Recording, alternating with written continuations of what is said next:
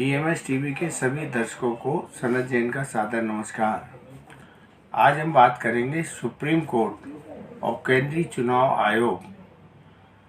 की कार्यप्रणाली को लेकर। सुप्रीम कोर्ट द्वारा जो पिछले 2-3 दिन में कहा गया है, वह अपने आप में एक लोकतंत्र के प्रति और चुनाव के प्रति एक आस्था जगाने के लिए अच्छा पर्याप्त कारण माना जा सकता है। शरद पवार की पार्टी तोड़कर अजित पवार और करीब 2-3 दर्जन विधायक शरद पवार से अलग होकर और उन्होंने भाजपा गठबंधन की सरकार में शामिल हो गए थे। अजित पवार को उप मुख्यमंत्री की शपथ दिला दी गई थी। उसके पहले उनके ऊपर 70,000 करोड़ रुपए के भ्रष्टाचार के आरोप प्रधानमंत्री नरेंद्र मोदी ने लगाए थे और उनके ऊपर उन्हें जेल भेजने का दबाव बनाया जा रहा था, जिससे निपटने के लिए अजित पवार अपने विधायक साथियों के साथ सरकार में शामिल हो गए और वहां पर वो सरकार महाराष्ट्र की सरकार में शामिल होकर उप मुख्यमंत्री बन गए और उनके ऊपर जो ईडी का मामला चल रहा था 70,000 करोड़ के भ्रष्टाचार पर, लेकिन जो कार्रवाई की तलवार लटक रही थी, उस तलवार से बच गए थे। एनसीपी पार्टी का गठन शरद पवार ने किया था। पार्टी में जब विभाजन हुआ तो उसमें पार्टी के चुनाव चिन्ह को लेकर और पार्टी के पूरे सिस्टम को लेकर चुनाव आयोग में याचिका दी थी। सुप्रीम कोर्ट ने निर्णय दिया था कि इसका फैसला चुनाव आयोग करे। केंद्रीय चुनाव आयोग राजीव कुमार ने अजित पवार के पक्ष में इस कारण से फैसला दिया कि उनके पास विधायकों की संख्या एनसीपी से ज्यादा थी। जब यह मामला फिर से सुप्रीम कोर्ट आया और उसको चुनौती दी गई जो चुनाव आयोग का निर्णय था, तो उसमें सुप्रीम कोर्ट ने कड़ी लताड़ केंद्रीय चुनाव आयोग के राजीव कुमार को लगाई है और उन्होंने कहा कि आप तो दल बदल को बढ़ावा दे रहे हैं। यदि केवल विधायक या सांसद जो एक संख्या में पार्टी तोड़कर चले गए और सत्ता में उन्होंने कहीं भागीदारी कर ली, लेकिन पार्टी के निर्वाचित विधायक या सांसद कम होते हैं, संगठन बहुत बड़ा होता है, तो चुनाव आयोग को संगठन स्तर पर भी विचार विमर्श करना चाहिए था। और सुप्रीम कोर्ट ने पिछले बहुत सारे जो इस मामले में निर्णय थे, इंदिरा गांधी को भी पार्टी से निकाला गया था, उन्हें भी सांसदों का सपोर्ट था, लेकिन उन्हें कांग्रेस का अधिकार नहीं मिला था, कांग्रेस का चुनाव चिन्ह नहीं मिला था। सुप्रीम कोर्ट ने इसने गहरी आपत्ति जताई कि चुनाव आयोग ने कैसे अजित पवार गुट को एनसीपी का सिंबल और एनसीपी का मूल एनसीपी मान लिया, जबकि उसके गठन करने वाले शरद पवार थे। अब सुप्रीम कोर्ट ने एक नया ऑर्डर किया है, उसमें ये स्पष्ट रूप से कहा है कि अभी यह मामला चुनाव सुप्रीम कोर्ट में लंबित है, तब तक अजित पवार गुट यह घोषणा करे समाचार पत्रों के माध्यम से कि यह मामला न्यायालय में विचाराधीन है और अभी जो हम सिंबल का उपयोग कर रहे हैं, ये सिंबल भी चुनाव आयोग के अधीन है, कोर्ट के अधीन है, और यह बताएं कि वो एनसीपी से अलग होके आए थे और ये जो सिंबल का उपयोग कर रहे हैं वो टाइम बीइंग है, ताकि जो चुनाव सिंबल का जो फायदा है वो नहीं मिले और निष्पक्ष चुनाव हो। तो शरद पवार हों या अजित पवार हों, अजित पवार को यदि वो घोषणा करते हैं कि ये चुनाव चिन्ह ऐसे ऐसे हमें मिला है और इसको समाचार पत्रों में, मीडिया में उन्हें आदेश किया गया है सुप्रीम कोर्ट के द्वारा कि इसका स्पष्टीकरण देके ही आप मतदाताओं के सामने जाएं,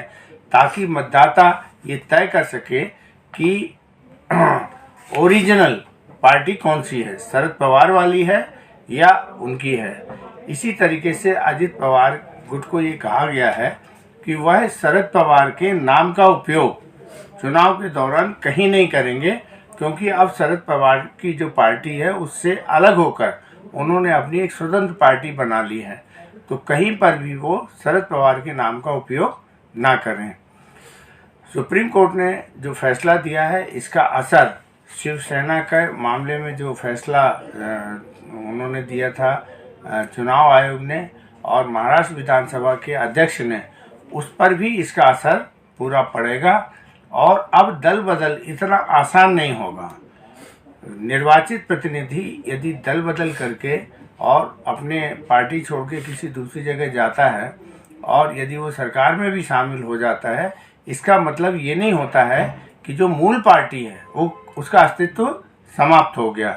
क्योंकि मूल पार्टी में हजारों लाखों कार्यकर्ता होते हैं, पदाधिकारी होते हैं, जबकि निर्वाचित विधायक सांसदों की संख्या बहुत सीमित होती है, सैकड़ों में होती है, हजारों में भी नहीं होती है। तो लाखों लोगों का प्रतिनिधित्व कोई ये 150 विधायक या सांसद मिलकर कर लें, इसको सुप्रीम कोर्ट ने बहुत गलत माना है। और उन्होंने ये कहा है कि जब भी ये फैसला होता है तो उसमें संगठन का आधार, संगठन के पदाधिकारी, पार्टी में पकड़ और इन सब बातों को देखते हुए चुनाव आयोग को निर्णय करने चाहिए। विधानसभा अध्यक्ष नावरेकर द्वारा जो निर्णय लिया गया था वो भी सुप्रीम कोर्ट ने एक तरह से, अभी हालांकि इसमें पूरा फैसला नहीं आया है, लेकिन इसमें प्रश्न चिन्ह लग चुका है। अब चुनाव के दौरान, अब लोकसभा चुनाव की प्रक्रिया शुरू हो गई है। निश्चित रूप से महाराष्ट्र के लोकसभा चुनाव में इसका असर देखने को मिलेगा। अभी भी शिवसेना को, उद्धव ठाकरे की पार्टी को लोग मूल पार्टी मानते हैं, वहाँ के मतदाता। बाला साहब ठाकरे ने इस पार्टी की स्थापना की थी। उद्धव ठाकरे उनके पुत्र हैं, वही मुख्यमंत्री थे और कुछ लोग पार्टी से विघटन करके और चले गए। 16 विधायकों का मामला सही समय पर निर्णय नहीं लिया, जिसके कारण ये सरकार अभी तक चल रही है। सुप्रीम कोर्ट ने जिस सरकार को असंवैधानिक माना था कि ये गलत तरीके से बनी है, इसमें राज्यपाल की भूमिका को लेकर भी सुप्रीम कोर्ट ने उसमें अपने कमेंट किए थे,